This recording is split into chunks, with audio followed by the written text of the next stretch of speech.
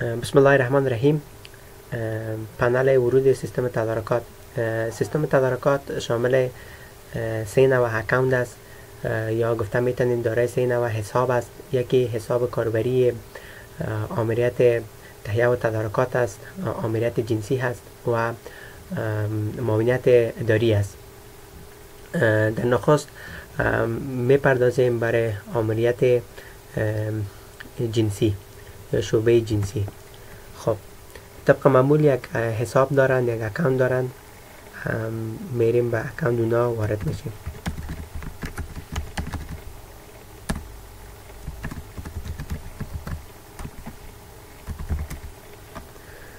زمانی که به اکاونت وارد شدین، قسمت سمت راست از اینا نام اکاونت و تصویر شخص در اینجا می باشه. شما میتونین از قسمت پروفایل عکستان تغییر بتین، از قسمت تنظیمات نامتان تغییر بتین و از قسمت خروج از سیستم خارج شوید. سیستم تدارکات شامل 2 بخش است. یک بخش فرما هست تا کارت ثبت اجناس است و مرحله آخرش هم ثبت اجناس و راپورها هست.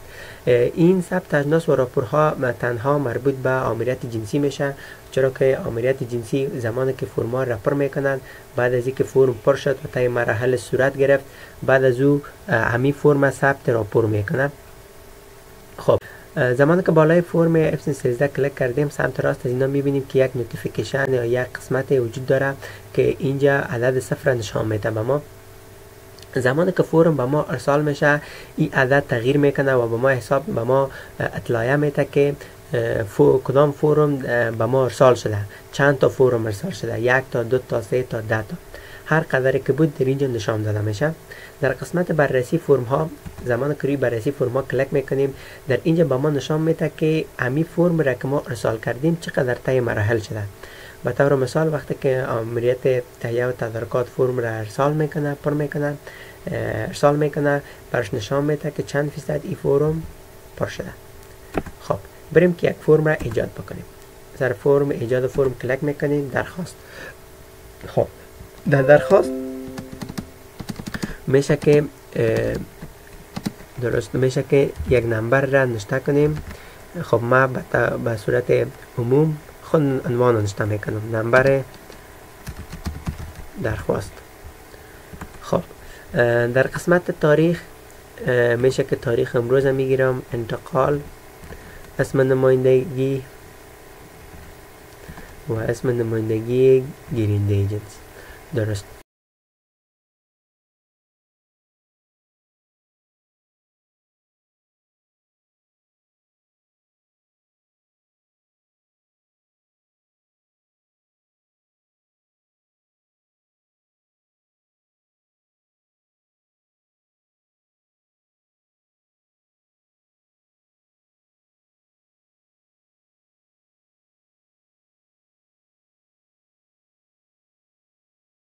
خب در قسمت نوت اگر کدام نوت و یا یادداشت اگر ضرورت بود نوشته میکنیم. بعد میگیم فرم درچه. خب این فرم ما از اکاونت خود که به نام ما هست، ما این فرم درج کردم. میرم در قسمت فرم 13، یک فرم 13 چون این فرم مربوط فرم 13 بود ما درج کردیم. خب میریم روی بررسی فرم. ببینین اینی فرم را ما جدیدن خانه پوری کردم. نام حساب مکانیکی ای فرم پر کرده، نام از شخص چیز سیستم تشخیص میکنه که از اکاونت سلیمان خانه پوری شده. تاریخ به ما میگه که در این تاریخ ثبت شده و در قسمت نمبر درخواست که ما پیشتر درج کردم، اینجا من نمبر درخواست خودش نوشته کردم، خود نمبر درخواست. شما میشه که عدد بزنین، حروف بزنین، هر آن چیزی که در اداره استفاده میشه از اون استفاده بکنیم. زمانی که روی از این قسمت کلیک میکنیم، ببینید که همشه شماره گذاری میکنه. ما در اینجا میتونیم نظر به عدد، نظر به تاریخ، نظر به عدد، اینا رو جستجو بکنیم. به طور مثال من میگم 1401 1401 25. اتومات خود سیستم فیلتر میکنه و ما میتونیم که اگر تعداد بسیار زیاد باشه در اینجا جستجو بکنیم. خب زمانی که فرم تکمیل میشه قابلیت پرینت قابلیت پرینت پیدا میکنه، چون این فرم را ما جدید ارسال کردیم و با ما سیستم میگه که به آمریت تهیه و تدارکات ارسال شده و 40% کار ما پیش رفته. خب بعد میریم بر آمریت اکاونت آمریت تهیه و تدارکات و میبینیم که آیا می فرم ما با آمریت تهیه و تدارکات ارسال شده یا خیر. بالا از اینجا کلیک میکنیم، میگیم خروج. خب ما میرم بر اکاونت آمریت تهیه و تدارکات. درست. ببینید که در قسمت فرم 13 ما پیشتر خانه‌پوری کردیم و در این قسمت به ما یک نوتیفیکیشن داده، شماره 2، یعنی 2 دانه فرم به ما ارسال شده. ببینید که در قسمتی که تغییرات وارد میشه در همونجا به ما علامت گذاری میکنه. بالا از کلیک میکنیم. بله 2 فرم آمده، یک فرم از یک کارمند ما که به نام جواد است از او ارسال شده و یک فرم است که ما پیشتر کار کردیم از اکاونت خود ما ارسال کردم. در اینجا برش نشان میده که کی روان کرده، احمد روان کرده، کی روان کرده. میگیم سلیمان این روان کرده، نمبر درخواستش نشان میده، تاریخ نشان میده و نوت یادداشتی که در اینجا بوده به ما نشان میده. خب روی این آیکن که میارین میگه بررسی، میایم اینجا سعی میکنیم که موضوع از چی قرار است. خب ببینید که در این قسمت نمبر درخواست، این هم هر آن چیزی که یا ما قبلا نوشته کردم بر اینا نشان میده. میتونیم که در اینجا ما تغییر وارد کنیم، کم کنیم، زیاد کنیم، هیچ مشکلی وجود نداره. میتونیم که در اینجا ما ملاحظات خود داشته باشیم. یادداشت اگر کدام ملاحظات شما خودتان می داشته باشین میشه که در این قسمت اخیر ماوستان بگذارین، انتر بکنین و همون ملاحظات را که دارین شما هم نوشته بکنین. در اخیر میگین تایید. زمانی که تایید بگوین سیستم میره تایید نمیکنه. درست است؟ ضریب میزنین براتون یک الرت یا هشدار میده، میگه ایره باید پر بکنین. خب میگه تایید میکنین یا رد همین فرم. اگر فرم مورد تایید بررسی ما بود میگین تایید. تایید که گفتیم اتومات فرم در اینجا تایید میشه و از این قسمت فرم هست میشه. ببینید در این قسمت پیشتر 2 بود، فعلا 1 است چون او فرم ارسال شده. پس دوباره به اکاونت اصلی خود میریم.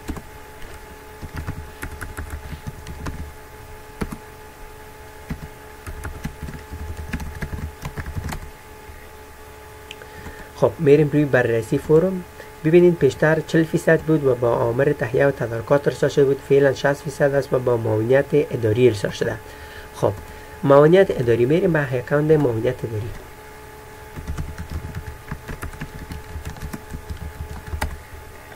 ببین زمانی که با معاونیت اداری میریم به اینا هم نوتیفیکیشن مثل پروسه قبلی ارسال شده. در این قسمت میگه که نه از این حساب نمبر درخواست اینی در اینی تاریخ و با اینی نوت یادداشت بر شما ارسال شده. خب است اینجا میایم معاونیت اداری هم فرم بررسی میکنه، میشه که ببینه فرم زمانی که دید میگه تایید یا رد. میگه تایید. تایید که گفت اتومات فرم از اینجا جمع میشه روی فرمای تکمیل شده. وقتی که ببینید که فرمای تکمیل شده رو به ما نشان میده. خب معاونیت اداری همین رو تایید گفت. حالا میریم دوباره به اکاونت خود. آمریت جنسی. میگیم بررسی فرم. ببینید فرم را که من پر کردم امروز که نام ما هم در اینجا نوشته هست، آیدی فرمم 100% تکمیل شده، آمر تهیه و تدارکاتی را تایید کرد، معاونیت اداری را تایید کردن، با ما اتومات سیستم قابلیت پرنت میده. یعنی این فرم ما فرمی هست که تکمیل شده. اگر ما در قسمت فرمای لیست فرمای تکمیل شده ما بریم ببینید در اینجا هر آن فرم را که ما پر کردیم و تایید عمومی شده در اینجا سیستم ثبتش میکنه و با ما تمامش قابلیت پرنت میده. ما 14/2/5 بینی تاریخ بینی درخواست ما یک فرم را پر کردم، سر پرنت کلیک میکنم. شما بسیار به صورت راحت میتونین کی را پرنت بگیرین. اگر سیو از پی دی افش کنین به صورت پی دی اف ثبتش میکنه. در این قسمت میگم سیو پی دی اف سیوش کو. خب میگم در روی دسکتاپ سیو.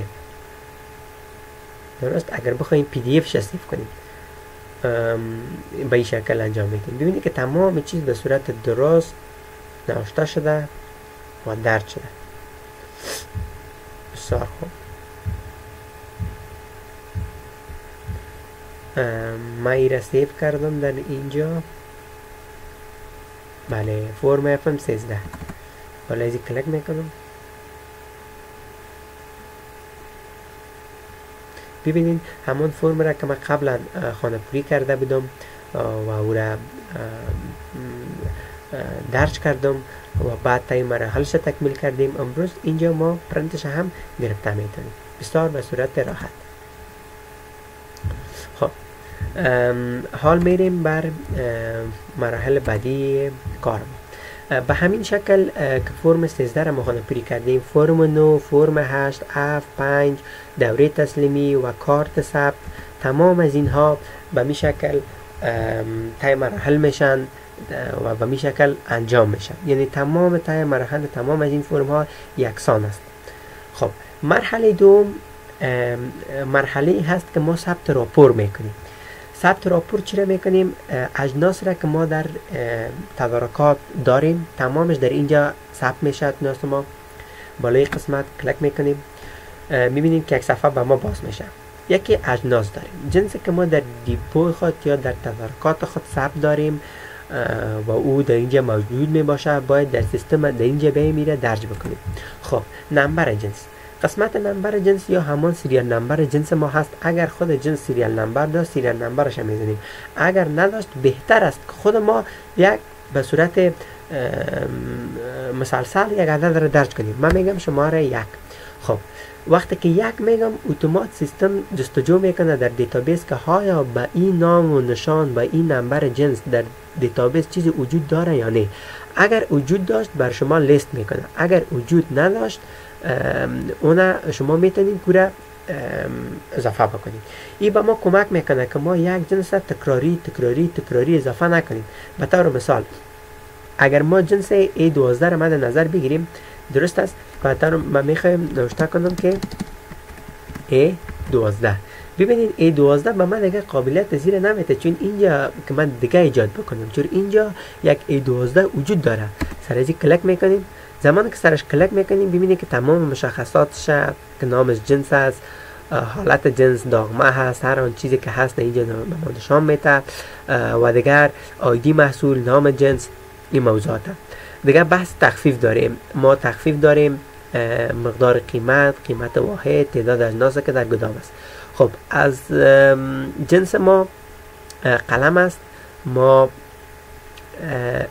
اجناس در گدام که داریم 14 عدد در گدام، ما به تعداد 14 دانه از این قلم بر گدام خود ما داریم. خب میخوایم مقدار جدید برش اضافه کنیم، میگیم 2 تای جدید هم اضافه شودش. قیمتش عمقه باشه، بله قیمت عمقه باشه 2 دانه.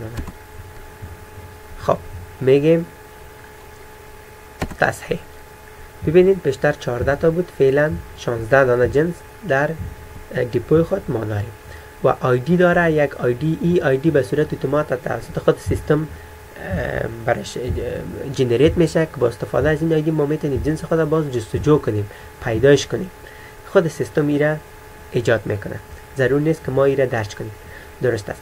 به این شکل اگر تصویر ما می داشته باشیم بسیار راحت نمبر جنس ما را که A12 هست از اینجا کپی میکنیم، میریم در قسمت درج تصویر، در اینجا پست میکنیم. میبینین اینجا اتومات سیستم تشخیصش میکنه. وقتی که سرش کلک میکنیم نام جنس پیدا میکنه. قلم بالا اینجا کلک میکنیم. ما یک عکس به صورت نمونه انتخاب میکنم، میگم باد شوه، بعد میگم افزودن تصویر. ببینید که تصویر میگه ایجاد شد. حالا ما میرم همین جنس دوباره جستجو میکنم. خب در قسمت پایین صفحه میگیم پاکسازی صفحه. تمام صفحه را پاکسازی میکنه، با ما دوباره جستجو میکنیم A12. ببینید ما یک تصویر ایجاد کردم. فعلا این تصویر در اینجا با ما نشان داده میشه. در قسمت انتقالات ما کدام جنس انتقال میخوایم بدیم. کامپیوتر است، پرینتر است، هر آن جنس را که میخوایم انتقال بدیم ما در اینجا جنس را معرفی میکنیم.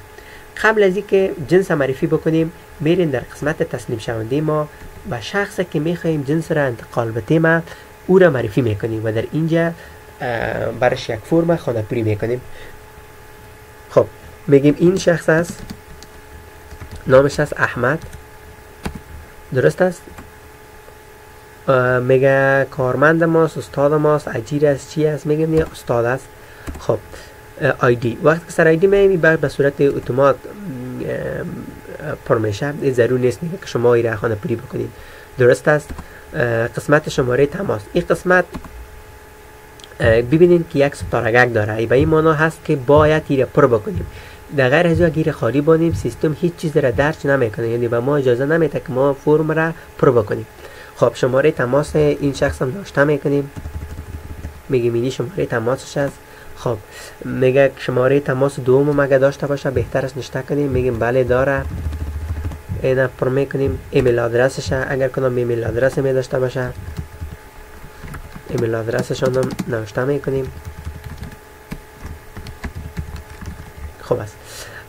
سکونت فعلی در کجا زندگی میکنه؟ در ولایت کابل است. آدرس خانهش نوشته میکنیم، میگیم افشار.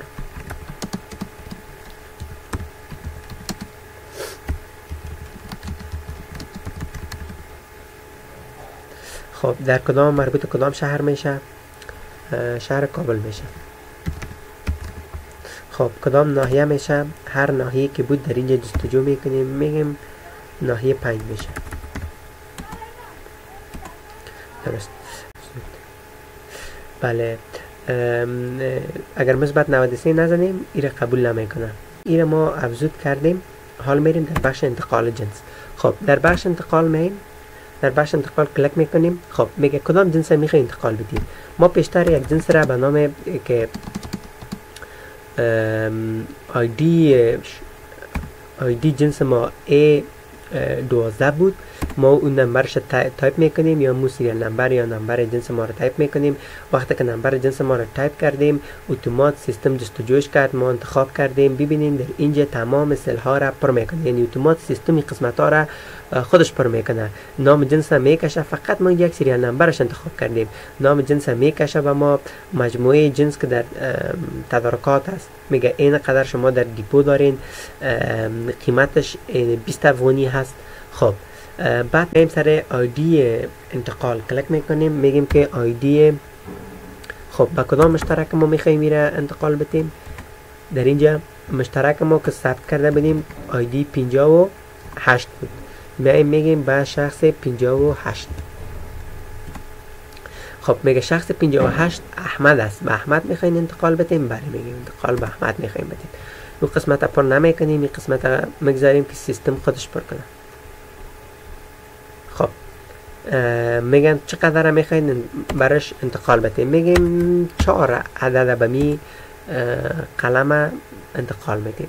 میگه قیمت مجموعی 80 افغانی میشه، 4 دار انتقال میدین از 16 دانه 4 دار انتقال میدیم. میگیم انتقال. وقتی که انتقال گفتیم جزئیات در دیتابیس ثبت میشه و از مجموعه قیمت مجموعه اجناس ما که در تدارکات هست 16 تا بود، فعلا 12 دانش باقی مانده و 4 دانش ما به احمد دادیم. حال میریم در بخش گزارشات میبینیم که آیا به احمد 4 تا قلم افزود شده، آیا در تدارکات ما 12 دانه جنس مانده یا خیر. بریم بررسی کنیم.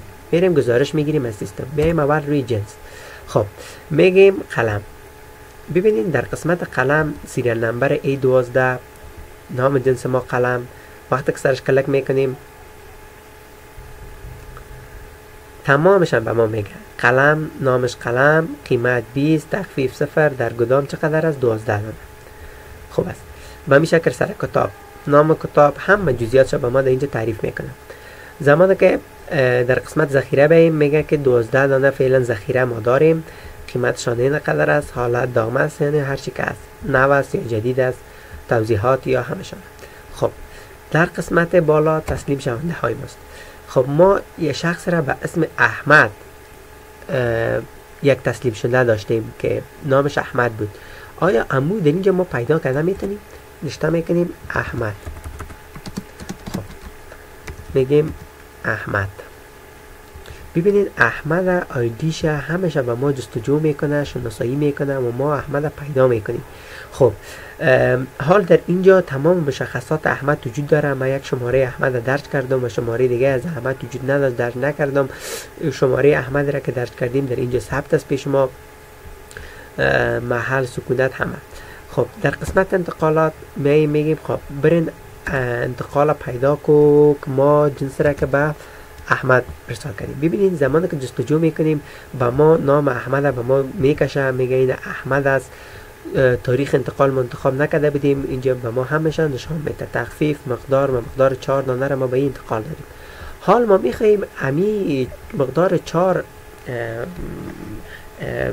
مقدار که ما در اینجا افزود کردیم بر احمد یک عدد از این کم میکنیم، یعنی 3 تاش باشه، یک تا دیگه پس از احمد گرفتیم و همچنان تاریخ انتقال نزدیم، میریم که تاریخ انتقال خودم تصحیح بکنیم. به خاطر از این کار دوباره میریم در قسمت انتقالات، ولی قبل از اینکه بریم ما آیدی انتقال از اینجا کپی میکنیم. کنترل سی، میریم در بخش انتقالات. در انتقالات که رفتیم بسیار راحت پاکسازی میکنیم صفحه خودم، میگیم آیدی انتقال ما بود چند؟ 24. خب 24 زمانی که جستجو کردیم اتومات همه چیزها را به ما در اینجا میکشه که ما چقدر میگیم خب 4 جنس به یه آدم انتقال داریم، میگیم نه 3 تاش باشه، 1 تاش پس ما میگیریم ازش. گرفتیم دیگه. تاریخ میگیم دینی تاریخ گرفتیم. تصحیح جزئیات تصحیح شد. پس دوباره میریم در گزارش، صفحه خود پاکسازی میکنیم. خب میگیم به ما یک جستجو کو احمد. ببینید فعلا 3 جنس بر احمد در پاش قید است، زیاد نی و تاریخ هم افزود شد. به همین شکل تمام اجناس ما را ثبت میکنیم. تمام اجناس ما را از قسمت پاکسازی زمانی که اگر همیشه زمانی که به سیستم مراجعه کردین و دیدین که صفحه این قسم پر است و میخواستین که یا پاک شوه، در قسمت پاکسازی شما کلیک میکنین و در اونجا بر شما نشان داده میشه. به همین شکل اگر شما خواسته باشین که یک جنس را از دیتابیس حذف بکنین، شما میتونین در این قسمت نمبر جنس نوشته بکنین. من میگم خب من میخوایم اینی جنس میخوایم از کتاب است، میخوایم حذفش بکنم از دیتابیس. خب در قسمت ایده حذف کلیک میکنیم، میگیم بله میخوایم حذف شود. سیستم ایره حذف میکنه. پاکسازی. پس دوباره همون عدد ببینید که دیگه به نام از اون جنس چیزی وجود نداره. به این شکل حذف میکنیم، تصحیح میکنیم، ایجاد میکنیم و صفحه خود پاکسازی میکنیم. در قسمت راپورها ببینید، در قسمت راپورها ما یکی انواع مختلف از اجناس ایجاد کردیم. مقدار اجناس که انتقال داده شده، نام و مقدارش به ما میگه.